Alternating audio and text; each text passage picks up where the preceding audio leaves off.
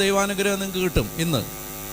അപ്പോൾ അത് നിങ്ങളൊരു തിരഞ്ഞെടുക്കപ്പെട്ട ഗ്രൂപ്പാണ്. ആ ഗ്രൂപ്പിനോട് കർത്താവ് പറയുകയാണ്, നിങ്ങൾ യേശുവിൻ്റെ അമ്മയുടെ അടുത്ത് നിൽക്കാൻ നിങ്ങൾക്ക് ഭാഗ്യം കിട്ടിയാൽ അത് ജീവിതത്തിലെ ഏറ്റവും വലിയ ഭാഗ്യമാണ്. പിന്നെ നിങ്ങളുടെ ജീവിതം മുന്നോട്ട് പോകുമ്പോൾ നിങ്ങളറിയാത്ത വേദനയുടെയും ഞെരുക്കങ്ങളുടെയും ഇരുളടഞ്ഞ വഴിത്താരകളിലൂടെ നടന്ന് നീങ്ങേണ്ട ദുഃഖം നിറഞ്ഞ സന്ധ്യകളും പ്രഭാതങ്ങളും നിങ്ങളെ കാത്തിരിക്കുമ്പോൾ നിങ്ങൾ മുന്നോട്ട് പോകുന്ന വഴിക്ക് നിങ്ങൾ തിരിച്ചറിയും, എൻ്റെ കർത്താവിൻ്റെ അമ്മയോടുള്ള സ്നേഹം എനിക്ക് എത്രമാത്രമാണ് ഗുണപ്പെട്ടതെന്ന്.